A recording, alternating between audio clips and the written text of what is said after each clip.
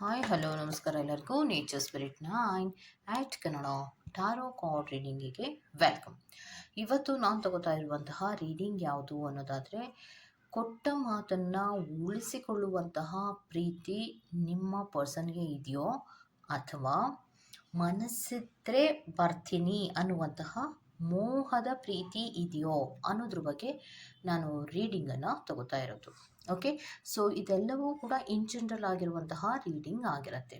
ಯಾತಕ್ಕೋಸ್ಕರ ಈ ಒಂದು ಕಾನ್ಸೆಪ್ಟನ್ನು ಮಾಡ್ತಿರ್ತೀವಿ ಅನ್ನೋದಾದರೆ, ಕೆಲವೊಬ್ಬರು ಪ್ರೀತಿಯನ್ನು ಜೆನ್ಯೂನ್ ಆಗಿ ಪ್ರಾಮಾಣಿಕವಾಗಿ ಮಾಡ್ತಾ ಇರ್ತಾರೆ, ಅವ್ರು ಕೊಟ್ಟ ಮಾತಂತೆಯೇ ನಡ್ಕೋತಾ ಇರ್ತಾರೆ. ಕೆಲವೊಬ್ಬರು ಮಾತ್ರ ಮನಸ್ಸಿಗೆ ಬಂದಂತೆ ಮಾಡ್ತಿರ್ತಾರೆ. ಅಂದರೆ ಅವರು ಮನಸ್ಸಿಗೆ ಇಷ್ಟ ಆದಾಗ ಯಾವಾಗಲೋ ಒಂದ್ಸತಿ ಫೋನ್ ಮಾಡೋದು, ಯಾವಾಗಲೋ ಒಂದ್ಸತಿ ಭೇಟಿಯಾಗೋದು, ಅವ್ರು ನಿಮಗೆ ಬೇಕು ಅಂದಾಗ, ಅವ್ರನ್ನ ನೋಡಬೇಕಂದಾಗ, ಅವ್ರ ಕಮ್ಯುನಿಕೇಷನನ್ನು ಅವ್ರ ಜೊತೆ ಮಾಡಬೇಕಂದಾಗ ಸಿಗದಲೇ ಓಡಾಡುವಂತಹದ್ದು. ವರ್ಷಕ್ಕೊಮ್ಮೆನೋ, 6 ಮಂತ್ಸಿಗೊಮ್ಮೆನೋ, 3 ಮಂತ್ಸಿಗೊಮ್ಮೆನೋ, ಯಾವಾಗಲೂ ಒಮ್ಮೆ ಅವರು ಕಮ್ಯುನಿಕೇಷನ್ಗೆ ಬರ್ತಾರೆ. ಭಾಳ ಖುಷಿಯಿಂದ ಇರುವಂತಹದ್ದು, ಪ್ರೀತಿಯನ್ನು ಮಾಡ್ತಾ ಇದ್ದೇನೆ ಅನ್ನುವಂತಹ ರೀತಿಯಲ್ಲಿ ಇರುವಂತಹದ್ದು, ಈ ರೀತಿ ನಡ್ಕೋತಾ ಇರ್ತಾರೆ. ಆಗ ಕೆಲವೊಬ್ಬರಿಗೆ ಒಂದು ಯೋಚನೆ ಬರುವಂತಹದ್ದು ಏನು ಅಂದರೆ, ಯಾತಕ್ಕೆ ಪ್ರೀತಿ ಇರೋದೇ ಆದರೆ ಅದನ್ನು ಕಾನ್ಸ್ಟೆಂಟ್ ರೀತಿಯಲ್ಲಿ ಮಾಡ್ಬೋದಲ್ವಾ, ಯಾಕೆ ಈ ರೀತಿ ಗ್ಯಾಪ್ ಕೊಡ್ತಾರೆ, ಮತ್ತು ಯಾಕೆ ಈ ರೀತಿ ವಿಚಿತ್ರವಾದಂತಹ ರೀತಿಯಲ್ಲಿ ನಡ್ಕೋತಾರೆ ಅನ್ನುವಂತಹ ಕ್ವಶನ್ ಮಾರ್ಕು ಇರುತ್ತೆ. ಸೊ ಅದಕ್ಕೋಸ್ಕರವಾಗಿ ಅಂತಹ ಸಿಚುವೇಶನ್ಗಳಲ್ಲಿ ಯಾರೆಲ್ಲ ಇರ್ತಿರೋ ಕನ್ಫ್ಯೂಷನ್ ಸ್ಥಿತಿಯಲ್ಲಿ, ಅಂತಹವರಿಗೆ ಖಂಡಿತವಾಗಿಯೂ ರೀಡಿಂಗ್ ಅನ್ವಯವಾಗುತ್ತೆ.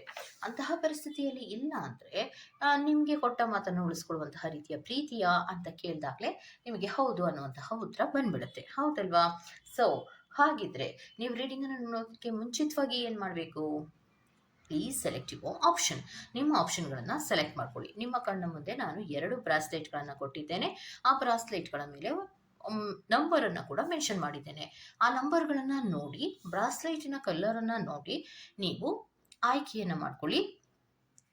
ಮನಸ್ಸಿನಲ್ಲಿಯೇ ನೀವು ಹೇಳ್ಕೊಳ್ಳಿ, ನೀವು ನನ್ನನ್ನು ಜೆನ್ಯೂನ್ ಆಗಿ ಪ್ರೀತಿಸ್ತಿದ್ದೀರಾ ಇಲ್ವಾ ಅನ್ನೋದನ್ನು ಕೇಳ್ಕೊಳ್ಳಿ. ಕೇಳ್ಕೊಂಡ ತದನಂತರದಲ್ಲಿ ಸ್ಪಿರಿಟ್ಸ್ಗಳು ನಿಮ್ಗೆ ಏನು ಉತ್ತರವನ್ನು ಕೊಡ್ತಾರೆ ಅನ್ನೋದನ್ನು ಕಾರ್ಡ್ಸ್ಗಳ ಮೂಲಕ ತಿಳ್ಕೊಳ್ಳೋಣ. ಓಕೆ, ಈ ಒಂದು ಕಾನ್ಸೆಪ್ಟನ್ನು ಮಾಡುವಂತಹ ಕೆಲವೊಂದು ಉದ್ದೇಶಗಳು ಯಾತಕ್ಕೆ ಅಂದರೆ, ಕೆಲವೊಮ್ಮೆ ಪ್ರೀತಿಯ ಹೆಸರಿನಲ್ಲಿ ಮೋಹಕ್ಕೆ ಒಳಗಾಗಿ ಕೆಲವೊಮ್ಮೆ ಮೋಸಕ್ಕೆ ಒಳಗಾಗುವಂತಹ ಸಾಧ್ಯತೆಗಳು ತುಂಬ ಜಾಸ್ತಿ ಇರುತ್ತೆ. ಕೆಲವೊಮ್ಮೆ ಪ್ರೀತಿಯನ್ನು ಮಾಡ್ತಿರ್ತಾರೆ, ಅದು ಪ್ರಾಮಾಣಿಕವಾಗಿರುತ್ತೆ, ಜೆನ್ಯೂನ್ ಆಗಿ ಇರುತ್ತೆ. ಅದನ್ನು ತಿಳ್ಕೊಳ್ಳುವಂತಹ ಪ್ರಯತ್ನಗಳನ್ನು ಕೆಲವೊಬ್ಬರು ಮಾಡಿ ಯಶಸ್ವಿಯನ್ನು ಕೂಡ ಆಗಿರ್ತಾರೆ. ಆದರೆ ಕೆಲವೊಬ್ಬರು ಮಾತ್ರ ಪ್ರೀತಿ ಕುರುಡು ಅನ್ನುವಂತಹ ರೀತಿಯಲ್ಲಿ ಅವ್ರು ಏನೇ ತಪ್ಪುಗಳನ್ನು ಮಾಡ್ತಾಯಿದ್ರು, ಏನೇ ಮಿಸ್ಟೇಕ್ಗಳನ್ನು ಮಾಡ್ತಾಯಿದ್ರು, ಏನೇ ಒಂದು ಮಿಸ್ಬಿಹೇವ್ ಆಗಿ ನಡ್ಕೋತಾ ಇದ್ರೂ ಕೂಡ ಅದನ್ನು ಅನುಮಾನಿಸದೆ ಕೆಲವೊಮ್ಮೆ ಮೋಸ ಹೋಗಿರುವಂತಹ ಕೆಲವೊಂದು ಸಿಚುಯೇಷನ್ಗಳ ಪ್ರೀತಿಗಳು ಖಂಡಿತವಾಗಿಯೂ ಇದೆ. ಸೊ ಅಂತಹ ಸಂದರ್ಭದಲ್ಲಿ ಆಮೇಲೆ ಕೊರಗೋದಕ್ಕೆ ಮುಂಚಿತವಾಗಿ ಈವಾಗಲೇ ನೀವು ಅಲರ್ಟನ್ನು ಆಗಬಹುದಲ್ವಾ? ಸೊ ಅವರ ಬಗ್ಗೆ ಸಂಪೂರ್ಣವಾದ ಮಾಹಿತಿಯನ್ನು ತಗೊಂಡು ತದನಂತರದಲ್ಲಿ ನೀವು ಪ್ರೀತಿಯ ಮುಂದುವರಿಕೆಯನ್ನು ಮಾಡ್ಬೋದಲ್ವಾ? ಇದು ಕೆಲವೊಬ್ಬರಿಗೆ ಖಂಡಿತವಾಗಿಯೂ ಹೆಲ್ಪ್ ಆಗುತ್ತೆ ಅನ್ನುವಂತಹ ಕಾರಣಕ್ಕೋಸ್ಕರವಾಗಿ ನಾನು ಈ ರೀಡಿಂಗನ್ನು ಮಾಡ್ತಾ ಇದ್ದೀನಿ. ಓಕೆ, ಸೊ ರೀಡಿಂಗ್ಗಳನ್ನು ನೋಡೋದಕ್ಕೆ ಮುಂಚಿತವಾಗಿ ನೀವು ಪ್ಲೀಸ್ ಸೆಲೆಕ್ಟ್ ಯುವರ್ ಆಪ್ಷನ್. ನೀವು ಆಪ್ಷನ್ಗಳನ್ನು ತಗೊಳ್ಳಿ, ಕರೆಕ್ಟಾಗಿ ನೋಡಿ, ಕಲರನ್ನು, ಬ್ರಾಸ್ಲೆಟಿನ ಕಲರನ್ನು ನೋಡಿ ಆಯ್ಕೆಯನ್ನು ಮಾಡ್ಕೊಳ್ಳಿ. ಹಾಗೆಯೇ ಡಿಸ್ಕ್ರಿಪ್ಷನ್ ಬಾಕ್ಸಿನಲ್ಲಿ ಪ್ರತಿ ಫೈಲಿನ ಟೈಮಿಂಗ್ಸನ್ನು ಕ್ಲಿಯರ್ ಆಗಿ ಮೆನ್ಷನ್ ಮಾಡಿರ್ತೀನಿ. ನೀವು ಯಾವ ಫೈಲನ್ನು ಸೆಲೆಕ್ಟ್ ಮಾಡ್ಕೊಂಡಿರ್ತೀರೋ ಆ ಫೈಲಿನ ಟೈಮಿಂಗ್ಸನ್ನು ನೋಡಿ ಸ್ಕಿಪ್ ಆಗಿ ನಿಮ್ಮ ರೀಡಿಂಗ್ಸ್ಗಳನ್ನು ನೀವು ಖಂಡಿತವಾಗಿಯೂ ನೋಡ್ಬೋದಾಗಿರುತ್ತೆ. ಓಕೆ, ಸೊ ಫೈಲ್ ನಂಬರ್ 1 ಯಾರೆಲ್ಲ ಆಯ್ಕೆಯನ್ನು ಮಾಡ್ಕೊಂಡಿರ್ತೀರೋ ಸೊ ಅವರಿಗೆ ಈಗ ರೀಡಿಂಗ್ ಬರ್ತಾ ಇದೆ. ಓಕೆ, ಸೊ ಕೊಟ್ಟ ಮಾತನ್ನು ಉಳಿಸ್ಕೊಂಡು ಪ್ರೀತಿಯನ್ನು ಬೆಳೆಸುವಂತಹ ಮನಸ್ಥಿತಿ ಇದೆಯೋ ಅಥವಾ ಮನಸ್ಸಿದ್ದಾಗ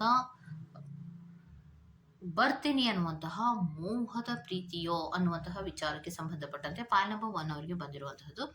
ಹೌದು, ಇದು ಮೋಹದ ಪ್ರೀತಿ. ಮನಸ್ಸಿದ್ದಾಗ ಬರ್ತೀನಿ, ಇಲ್ಲ ಅಂದರೆ ಮಿಕ್ಕೆಲ್ಲ ಟೈಮಿನಲ್ಲಿಯೂ ಕೂಡ ಅವರು ನಿಮ್ಮ ಕನೆಕ್ಟಿವಿಟಿಗಾಗಲಿ ಮಾತಾಡೋದಕ್ಕಾಗಲಿ ಅವರು ಸಿಗೋದೇ ಇಲ್ಲ ಅನ್ನುವಂತಹ ಉತ್ತರಗಳು ಬರ್ತಾ ಇದೆ. ಮತ್ತು ಲ್ಯಾಕಿಂಗ್ಗಳಾಗತ್ತೆ ಪ್ರೀತಿಯಲ್ಲಿ, ತುಂಬ ಲ್ಯಾಕ್ಗಳಾಗ್ತಾ ಇರುವಂಥದ್ದು, ಲೆಫ್ಟ್ ಔಟ್ಗಳಾಗ್ತಾ ಇರೋ ಫೀಲಿಂಗ್ಗಳ ಲೆಫ್ಟ್ ಔಟ್ಗಳು ಪದೇ ಪದೇ ಆಗ್ತಾ ಇರುವಂಥದ್ದನ್ನು ಅವ್ರು ರೆಪ್ರೆಸೆಂಟ್ ಮಾಡ್ತಾ ಇದೆ. ಸೊ ಕೊಟ್ಟ ಮಾತನ್ನು ಉಳಿಸ್ಕೊಂಡು ಪ್ರೀತಿಯನ್ನು ಬೆಳೆಸಿಕೊಳ್ಳುವಂತಹ ಕೆಲವು ಮನಸ್ಥಿತಿ ಇರುವಂತಹ ಪ್ರೀತಿಗಳಲ್ಲಿ ಲ್ಯಾಕ್ಗಳಿರೋದಿಲ್ಲ ಅಥವಾ ಫೀಲಿಂಗ್ಗಳ ಲೆಫ್ಟ್ ಔಟ್ ಅನ್ನೋದು ಇರೋದಿಲ್ಲ. ಆದರೆ ಪಾಲ್ ನಂಬರ್ 1 ಯಾರೆಲ್ಲ ಆಯ್ಕೆಯನ್ನು ಮಾಡ್ಕೊಂಡಿದ್ದೀರೋ ಫೀಲಿಂಗ್ಗಳ ಲೆಫ್ಟ್ ಔಟ್ಗಳು ಆಗಾಗ್ಗೆ ಆಗ್ತಾ ಇರೋದ್ರಿಂದ ಜಸ್ಟ್ ಇದು ಮೋಹದ ಪ್ರೀತಿಯೇ ಹೊರತು ಇದು ಕೊಟ್ಟ ಮಾತನ್ನ ಉಳಿಸ್ಕೊಳ್ಳುವಂತಹ ಪ್ರೀತಿ ಅಲ್ಲ ಅನ್ನುವಂತಹದ್ದನ್ನ ರೆಪ್ರೆಸೆಂಟ್ ಮಾಡ್ತಾ ಇದೆ.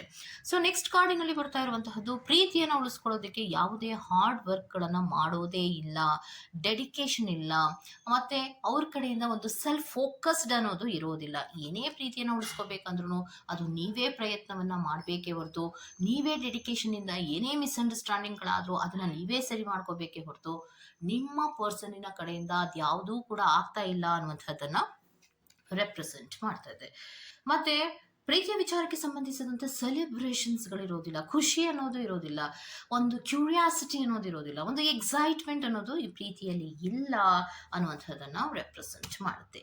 ಯಾವಾಗ ಅವರಿಗೆ ನಿಮ್ಮನ್ನ ನೋಡ್ಬೇಕನ್ಸುತ್ತೋ ಬೇಕಂದಾಗ ಬಂದು, ಅವರಿಗೆ ಬೇಡ ಅಂದಾಗ ಅವರು ಮಾತಾಡೋದನ್ನೇ ನಿಲ್ಲಿಸುವಂತಹದ್ದು ಅಥವಾ ಕನೆಕ್ಟಿವಿಟಿಗೆ ಸಿಗದೇ ಇರುವಂತಹ ಕೆಲವು ಸಂದರ್ಭಗಳನ್ನ ರೆಪ್ರೆಸೆಂಟ್ ಮಾಡ್ತಾ ಇದೆ. ಮತ್ತೆ ನಿಮಗೆ ಬೇಕಂದಾಗ ಅವರು ಬೌಂಡ್ರೀಸ್ಗಳನ್ನ ಹಾಕ್ತಾರೆ, ಮಾತಾಡೋದಕ್ಕಾಗ್ಲಿ, ಕಮ್ಯುನಿಕೇಶನ್ಸ್ಗಾಗ್ಲಿ, ಅಥವಾ ಮೀಟ್ ಮಾಡೋದಕ್ಕಾಗ್ಲಿ, ಅಥವಾ ಫೀಲಿಂಗ್ಗಳ ಶೇರ್ ಮಾಡ್ಕೊಳ್ಳೋದಕ್ಕಾಗ್ಲಿ, ಕಷ್ಟಗಳನ್ನ ಶೇರ್ ಮಾಡ್ಕೊಳ್ಳೋದಕ್ಕಾಗ್ಲಿ, ಅಥವಾ ಸುಖಗಳ ಬಗ್ಗೆ ನೀವು ಅವ್ರನ್ನ ಹೇಳ್ಕೊಳ್ಳೋದಕ್ಕಾಗ್ಲಿ ಯಾವುದಕ್ಕೂ ಕೂಡ ಆ ವ್ಯಕ್ತಿ ಸಿಗೋದೇ ಇಲ್ಲ ಅನ್ನುವಂಥದ್ದನ್ನ ರೆಪ್ರೆಸೆಂಟ್ ಮಾಡ್ತಾ ಇದೆ. ಕೊಟ್ಟ ಮಾತನ್ನ ಕೊಟ್ಟ ರೀತಿಯಲ್ಲಿಯೇ ಉಳಿಸ್ಕೊಳ್ಳುವಂತಹ ಮನಸ್ಥಿತಿ ನಿಮ್ಮ ಪ್ರೀತಿಯ ವ್ಯಕ್ತಿಗೆ ಇಲ್ಲ. ಅವರು ಬೇಕನ್ಸಿದಾಗ ಮಾತ್ರ ಬಂದು ಹೋಗುವಂತಹ ಮೋಹದ ಪ್ರೀತಿಯನ್ನ ಮಾಡ್ತಾ ಇದ್ದಾರೆ ಹೊರತು ಇದರಲ್ಲಿ ಯಾವುದೇ ರೀತಿಯ ಪ್ರಾಮಾಣಿಕವಾದಂತಹ ಪ್ರೀತಿ ಇಲ್ಲ. ಈಕ್ವಲ್ ಗಿವ್ ಅಂಡ್ ಟೇಕ್ ಅನ್ನುವಂತಹ ಒಂದು ಶೇರಿಂಗ್ ಗಳ ಪ್ರೀತಿ ಇಲ್ಲ ಅನ್ನೋದನ್ನ ಸ್ಪಷ್ಟವಾಗಿ ತಿಳಿಸ್ತಾ ಇದೆ. ಓಕೆ, ಸೊ ಇದಿಷ್ಟು ಪಾಲ್ ನಂಬರ್ 1 ಅವರ ರೀಡಿಂಗ್ ಆಗಿರುತ್ತೆ. ಈ ತರಹದ ರೀಡಿಂಗ್ ನಿಮ್ಗೆ ಇಷ್ಟ ಆಗಿದ್ರೆ ದಯವಿಟ್ಟು ಸಬ್ಸ್ಕ್ರೈಬ್ ಮಾಡಿ, ಪಕ್ಕದಲ್ಲೇ ಇರುವಂತಹ ಬೆಲ್ ಐಕಾನ್ ಹಾರ್ಟ್ ಅಂತ ಪ್ರೆಸ್ ಮಾಡಿ. Go to the next poll number 2. Poll number 2 ಯಾರೆಲ್ಲ ಆಯ್ಕೆಯನ್ನು ಮಾಡ್ಕೊಂಡಿದ್ದೀರೋ, ಸೊ ನಿಮಗೆ ನಿಮ್ಮ ಪರ್ಸನ್ ಹೇಳ್ತಾ ಇರೋವಂಥದ್ದೇನು, ಕೊಟ್ಟ ಮಾತನ್ನು ಉಳಿಸ್ಕೊಂಡು ಪ್ರೀತಿಯ ಮುಂದುವರಿಕೆಗಳನ್ನು ಮಾಡ್ತೀನೋ ಅಥವಾ ಮನಸ್ಸಿದ್ದಾಗ ಬರ್ತೀನಿ ಅನ್ನುವಂತಹ ಮೋಹದ ಪ್ರೀತಿಯಲ್ಲಿ ನಾನು ಇದ್ದೇನೋ ಅನ್ನುವಂತಹ ಪ್ರಶ್ನೆಗೆ ಉತ್ತರ ಏನಾಗಿ ಹೇಳ್ತಾ ಇದ್ದಾರೆ ಅಂದರೆ, ಹೌದು ಇದು ಒಂದು ಮೋಹದ ಪ್ರೀತಿಯೇ ಅನ್ನುವಂಥದ್ದನ್ನ ರೆಪ್ರೆಸೆಂಟ್ ಮಾಡ್ತಾ ಇದ್ದಾರೆ. ಅವ್ರಿಗೆ ಇಷ್ಟ ಬಂದಾಗ ಬರ್ತಾರೆ, ಇಷ್ಟ ಇಲ್ಲ ಅಂದರೆ ಅವರೇನು ನಿಮ್ಮನ್ನ ಮಾತಾಡ್ಸೋದಿಲ್ಲ. ನೀವು ಎದುರಿಗೆ ಬಂದ್ರೂ ಕೂಡ ಅವರು ನಿಮ್ಮನ್ನ ನೆಗ್ಲೆಕ್ಟ್ ಮಾಡ್ತಾರೆ, ನಿರ್ಲಕ್ಷ್ಯದ ರೀತಿಯಲ್ಲಿ ವರ್ತಿಸ್ತಾರೆ. ಬೇರೆ ಯಾರಿಗೂ ಅಟ್ರಾಕ್ಟ್ ಆಗ್ತಾ ಇರೋದು ನಿಮಗೆ ಗೊತ್ತಾಗ್ತಾ ಇದ್ರೂ ಕೂಡ ಅವರು ಯಾವುದನ್ನು ಕೂಡ ಗೊತ್ತೇ ಇಲ್ವೇನೋ, ಗಮನಿಸೇ ಇಲ್ವೇನೋ ಅನ್ನುವಂತಹ ರೀತಿಯಲ್ಲಿ ವರ್ತಿಸುವಂತಹ ಸಾಧ್ಯತೆಗಳು ಇದೆ. ಬಿಕಾಸ್ ಫುಲ್ ಕಾರ್ಡ್ ಅನ್ನು ರೆಪ್ರೆಸೆಂಟ್ ಮಾಡ್ತಾ ಇರೋದ್ರಿಂದ ಈ ವ್ಯಕ್ತಿಯಲ್ಲಿ ಸೀರಿಯಸ್ನೆಸ್ ಅನ್ನೋದು ಇರೋದಿಲ್ಲ. ಕೊಟ್ಟ ಮಾತನ್ನ ಕೊಟ್ಟ ಹಾಗೆ ಉಳಿಸ್ಕೋಬೇಕು ಅನ್ನುವಂತಹ ಮನಸ್ಥಿತಿ ಇಲ್ಲ. ಸೊ ಮನಸ್ಸಿದ್ದಾಗ ಬರ್ತೀನಿ, ಅದು ಒಂದು ಮೋಹದ ಪ್ರೀತಿ, ಒಂದು ಅಟ್ರಾಕ್ಷನ್, ಒಂದು ಇನ್ಫ್ಯಾಕ್ಚುಯೇಷನ್ ರೀತಿಯಲ್ಲಿ ವರ್ತಿಸುವಂತಹದ್ದೇ ಜಾಸ್ತಿ ಇದೆ ಅನ್ನುವಂಥದ್ದನ್ನ ರೆಪ್ರೆಸೆಂಟ್ ಮಾಡ್ತಾ ಇದೆ. ಮತ್ತೆ ಈ ವ್ಯಕ್ತಿಯಲ್ಲಿ ಆಗಿಂದಾಗೆ ಟ್ವಿಸ್ಟೆಡ್ ಮೈಂಡ್ ಅನ್ನ ರೆಪ್ರೆಸೆಂಟ್ ಮಾಡ್ತಾ ಇದೆ. ಅಂದ್ರೆ ಒಂದು ನಿಮಿಷದಲ್ಲಿ ಇದ್ದಂತಹ ಒಂದು ಮನಸ್ಥಿತಿಗಳು ಅವರಲ್ಲಿ ಮತ್ತೊಮ್ಮೆ ನೀವು ನೋಡಿದಾಗಲಾಗ್ಲಿ ಅಥವಾ ಮಾತಾಡಿಸಿದಾಗಲಾಗ್ಲಿ ಅವರಿಗೆ ಇರೋದಿಲ್ಲ, ಟ್ವಿಸ್ಟೆಡ್ ಅನ್ನುವಂತಹ ರೀತಿಯಲ್ಲಿ ಇರುತ್ತೆ. ಸೊ ಯಾವುದನ್ನು ಕೂಡ ನೀವು ಗಟ್ಟಿಯಾಗಿ ಮಾತಾಡೋದಾಗ್ಲಿ ಅಥವಾ ಪ್ರೀತಿಯ ಕ್ಲಾರಿಟಿಗಳನ್ನು ತಗೊಳ್ಳೋದಾಗ್ಲಿ ಅಥವಾ ಪ್ರೀತಿಯ ಕಮಿಟ್ಮೆಂಟ್ಗಳನ್ನು ಕೇಳೋದಾಗ್ಲಿ ಮಾಡಿದ್ರೆ ಅವರಲ್ಲಿ ಬಹಳಷ್ಟು ಮಾತಿನಲ್ಲಿ ವ್ಯತ್ಯಾಸಗಳಾಗತ್ತೆ, ಅವರ ನಡವಳಿಕೆಗಳಲ್ಲಿ ವ್ಯತ್ಯಾಸಗಳಾಗತ್ತೆ ಅನ್ನುವಂಥದ್ದನ್ನು ರೆಪ್ರೆಸೆಂಟ್ ಮಾಡ್ತಾ ಇದೆ. ಸೊ ಓವರ್ ಥಿಂಕಿಂಗ್ಗಳನ್ನು ಮಾಡ್ತಾರೆ, ಎಲ್ಲಿ ಅವರು ಕಮಿಟ್ಮೆಂಟನ್ನು ಕೇಳ್ತಾರೋ ಅನ್ನುವಂತಹ ರೀತಿಯಲ್ಲಿ ಸೊ ಅವರು ಇನ್ ಅಂಡ್ ಔಟ್ ಎನರ್ಜಿಗಳಲ್ಲಿ ಇರುವಂತಹದ್ದು ರೆಪ್ರೆಸೆಂಟ್ ಆಗ್ತದೆ. ಸೊ ಯಾವಾಗ ನಿಮ್ಮ ಮೇಲೆ ತುಂಬ ಅಟ್ರಾಕ್ಷನ್ ಆಗುತ್ತೋ, ಯಾವಾಗ ನೀವು ತುಂಬ ಚೆನ್ನಾಗಿ ಕಾಣಿಸ್ತಿರೋ, ಯಾವಾಗ ಅವರಿಗೆ ನಿಮ್ಮ ಮೇಲೆ ಮನಸ್ಸು ಬರುತ್ತೋ ಆವಾಗ ಬಂದು ನಿಮಗೆ ಕನೆಕ್ಟಿವಿಟಿಯನ್ನು ತಗೋತಾರೆ ಹೊರತು ಯಾವಾಗಲೂ ಕೂಡ ಕನೆಕ್ಟಿನಲ್ಲಿಯೇ ಇರೋದಿಲ್ಲ ಅನ್ನುವಂಥದ್ದನ್ನು ರೆಪ್ರೆಸೆಂಟ್ ಮಾಡ್ತಾ ಇದೆ. ಇದು ಒಂದು ಮೋಹದ ಪ್ರೀತಿ ಅನ್ನುವಂಥದ್ದನ್ನು ರೆಪ್ರೆಸೆಂಟ್ ಮಾಡ್ತಾ ಇದೆ.